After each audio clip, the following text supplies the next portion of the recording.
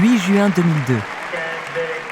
La foule est en délire dans les gradins du cours central Philippe Chatrier. Mais quand l'arbitre réclame le silence, tout le monde se tait instantanément. L'une des deux joueuses s'apprête à servir pour le match, et pas n'importe lequel, la finale de tennis féminin de Roland-Garros, l'un des tournois les plus importants du circuit. La jeune femme de 20 ans scrute sa rivale à l'autre bout du terrain. Elle sait que son adversaire ne lâchera rien, qu'elle a déjà sauvé de nombreuses balles de match au cours de sa carrière et que malgré l'heure et demie de jeu acharné qu'elles ont toutes les deux dans les jambes, elle est loin d'être épuisée. Tout va se jouer au mental. La chaleur est écrasante, autant que la pression exercée par les regards des 15 000 spectateurs braqués sur elle. Il faut faire le vide, ne pas se laisser submerger. Comme à l'entraînement, se répète-t-elle en nettoyant du pied la terre battue derrière la ligne de fond de cours. Elle se place, relâche son poignet et prend une profonde inspiration.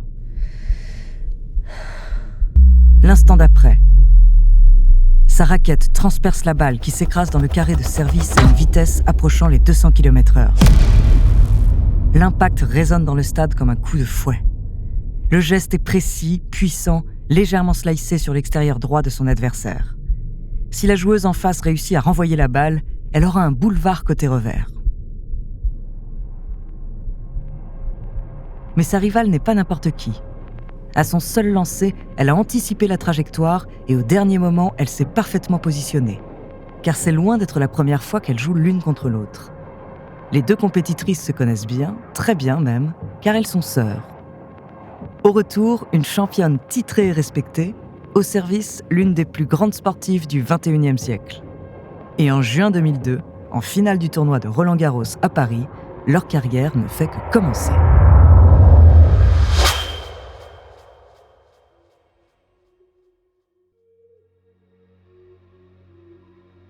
Bonjour, je suis Andrea, bienvenue dans True Story.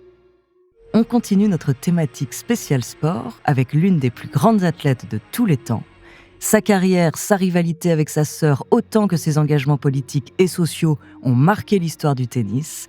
Charismatique, déterminée, féroce mais aussi humaine, elle s'est hissée au sommet de sa discipline et a battu tous les records. Son nom, Serena Williams.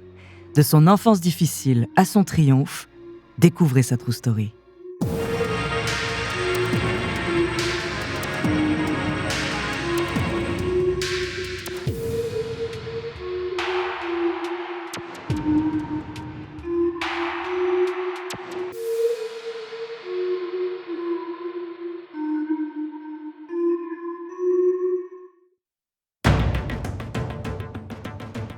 Serena est à 1 point de la victoire ce 8 juin 2002 à Roland-Garros. Mais en réponse à son service, sa grande sœur Vénus lui décroche un retour puissant comme un boulet de canon. Serena fléchit les jambes et encaisse le choc. Ses cuisses musclées sont arc-boutées pour accompagner son bras et mettre tout le poids de son corps dans sa prochaine frappe. Elle percute la balle avec la force brutale mais calculée d'une conquérante, prête à tout pour coucher son adversaire. Mais Vénus est agile. D'un revers bien ajusté, elle prend sa sœur à contre-pied et l'attire au filet. L'amorti est excellent, mais ce n'est pas suffisant pour conclure le point. Serena traverse le terrain à une vitesse prodigieuse. Ses cheveux teints en blond et tressés en arrière volent dans tous les sens. Mais ses yeux ne bougent pas, fixés sur la balle, concentrés, féroces. Elle termine sa course avec un grand écart athlétique et parvient à glisser sa raquette juste avant le deuxième rebond. Vénus s'est rapprochée elle aussi. Et pendant une fraction de seconde, alors que la balle est encore suspendue dans les airs, les deux sœurs se croisent du regard. Un frisson parcourt alors le dos de Vénus. Plus que jamais, elle sent la détermination de sa cadette, son envie dévorante de gagner coûte que coûte, que malgré sa dernière place dans une lignée de 5 sœurs, finir deuxième ne sera jamais une option pour elle. En dernier recours, elle tente de lober son adversaire, mais cette fois, Serena a anticipé. Elle s'élance en arrière, saute de toutes ses forces et dans un rugissement de rage, smash. Vous voyez ce coup extraordinaire. Oui. Elle a gagné, elle a mérité. Là, il n'y a rien à dire, elle a mérité sa victoire. Jeu, set et match. Serena Williams l'emporte sur Venus Williams. Un tonnerre d'applaudissements retentit dans les gradins Tout le monde salue cette performance à couper le souffle. Les deux sœurs tombent alors dans les bras l'une de l'autre, se félicitent et se consolent. Un large sourire s'affiche sur leur visage, car d'une certaine manière, elles ont toutes les deux gagné aujourd'hui. C'est le début de l'une des plus belles rivalités du sport de haut niveau.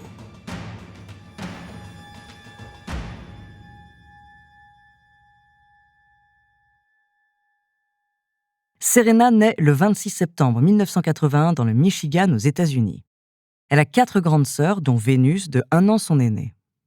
La famille Williams est très pauvre et décide de déménager dans la banlieue sensible et défavorisée de Compton, à Los Angeles. Dès l'âge de 3 ans, Serena apprend à manier une raquette de tennis et fait ses premiers pas sur le terrain délabré du quartier.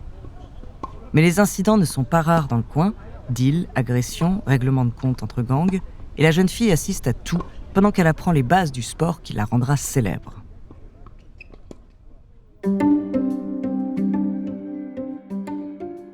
Fasciné par son potentiel ainsi que par celui de Vénus, son père Richard décide de les entraîner lui-même. Il quitte son travail et devient leur coach à temps plein avec un objectif simple en tête, faire de ses filles des championnes. C'est une décision très audacieuse.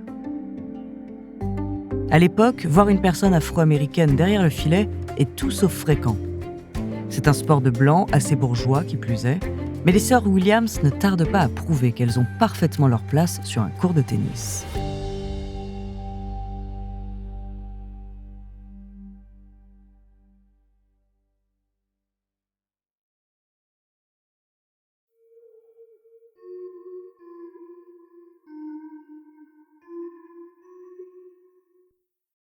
D'abord, c'est Vénus qui brille par sa ténacité et ses capacités physiques. À 11 ans, elle domine le circuit junior de la Fédération américaine avec un palmarès impressionnant, 63 victoires et 0 défaite. Serena reste dans l'ombre de sa grande sœur. Son talent ne passe pas inaperçu, bien sûr, mais ce n'est pas elle, l'étoile montante du tennis féminin. Déterminée à surpasser un jour Vénus, elle s'entraîne sans relâche et n'a qu'une hâte, passer professionnelle et disputer des compétitions officielles. En 1995, à l'âge de 14 ans, elle participe enfin à son premier vrai tournoi au Québec. Mais elle est vite renvoyée chez elle dès les qualifications par sa compatriote Annie Miller, 6-1, 6-1, la défaite est cuisante.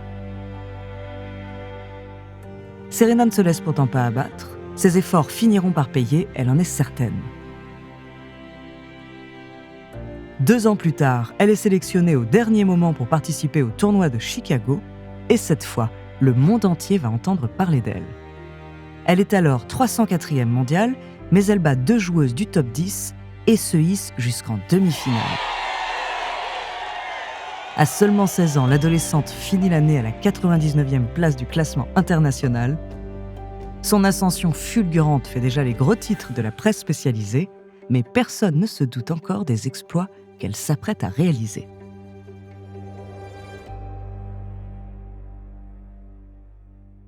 Serena Williams remporte son premier grand titre à l'US Open de 1999 après avoir battu la numéro 1 mondiale, Martina Hingis.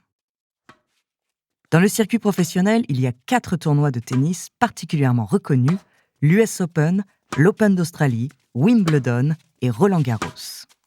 Considérés comme les plus exigeants, ils accueillent les meilleurs joueurs et joueuses du monde pour des affrontements légendaires. On les appelle les tournois du Grand Chelem. En gagner un est l'accomplissement d'une carrière. Et qui de mieux comme adversaire que sa rivale de toujours, sa propre sœur Vénus, pour lancer l'une des séries de victoires les plus impressionnantes de l'histoire du tennis. En juin 2002, après 1h30 de combat acharné, Serena l'emporte sur sa grande sœur et gagne Roland-Garros.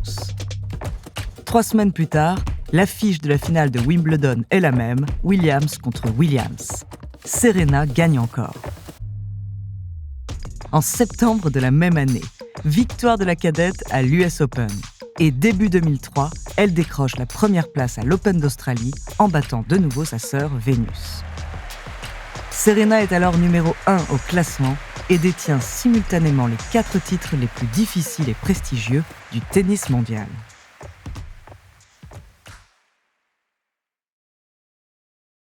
« 20 ans plus tard, en 2022, Serena Williams quitte le tennis professionnel à l'âge de 41 ans. Son palmarès est truffé de records et tout simplement hallucinant. 39 titres en Grand Chelem, 23 en simple et 16 en double avec sa rivale et partenaire, Venus Williams, bien sûr. Également 4 fois médaillée aux Jeux Olympiques. C'est la joueuse de tennis la plus titrée de l'ère moderne. En tout, elle est restée numéro 1 mondial pendant 319 semaines, dominant complètement tous ses adversaires par son jeu de fond de court et ses frappes puissantes.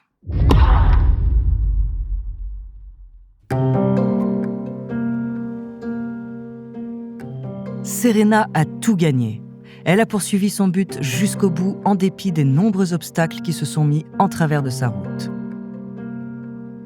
Elle a eu des problèmes de santé et connu des périodes de démotivation. Elle a fait face au racisme et au sexisme des médias et du grand public. Jugée trop femme pour être considérée comme l'apogée de l'histoire du tennis, tous genres confondus, mais trop masculine à cause de son physique athlétique et de ses choix vestimentaires. Serena a enduré toutes les critiques, mais elle a toujours assumé qui elle était. Une femme noire, forte, belle et riche. En effet, à la fin de sa carrière, elle est l'athlète la mieux payée du monde, un statut pour lequel elle a dû se battre toute sa vie.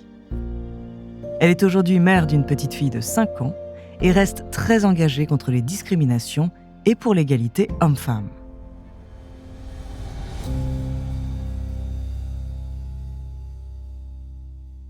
Serena Williams est une leçon de vie à elle seule, une icône de force et de beauté, un symbole de résilience et de détermination qui restera à jamais gravé dans l'histoire du tennis et du sport en général.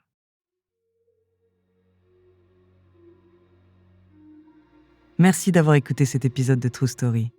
Dans le prochain épisode, je vous parlerai d'un boxeur légendaire considéré lui aussi comme le plus grand de tous les temps. En attendant, si cet épisode vous a plu, n'hésitez pas à laisser des commentaires et des petites étoiles sur vos applis de podcast préférés.